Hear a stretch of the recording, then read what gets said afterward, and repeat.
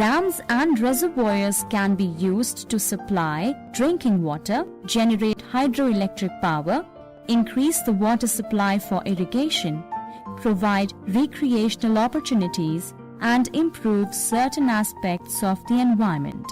However, there are many adverse environmental and sociological impacts associated with the dam and reservoir constructions. Let's take, for example, the Narmada Valley project in India. The Narmada Valley Development Project is the single largest river development scheme in India.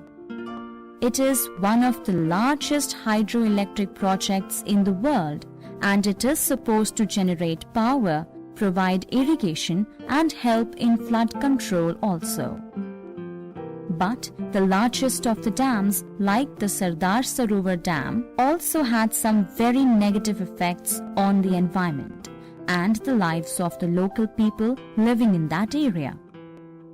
It floods more than 37,000 hectares of forest and agricultural land and has displaced thousands of locals. The pattern of fish migration has been affected, and it has also taken a toll on the population of fish and other aquatic life. Narmada Bachao Andolan was started under the leadership of Medha Patekar and Baba Amte to speak of the suffering of the locals and demand proper compensations for those who were displaced. You will find it interesting to know that a poor man, Baba Mahalia from Jalsindi village in Jahuba district, wrote a letter to Madhya Pradesh Chief Minister Digvijay Singh in 1994 stating that the land belonged to their forefathers. "We will drown, but we will not move." These were his exact words. This clearly shows what a strong bond people share with their land and environment. It is true that irrigation and power are central to modern development, but at what cost? That is the question. Many tribal communities have a very strong bond with the forests and the land on which they have been living since ages. Their livelihood depends on the forests, and they look after the forests as one of their own.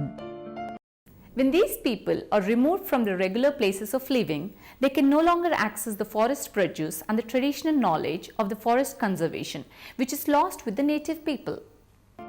In 1970s, an organized resistance to the destruction of forests was started by the Bishnoi community of Rajasthan.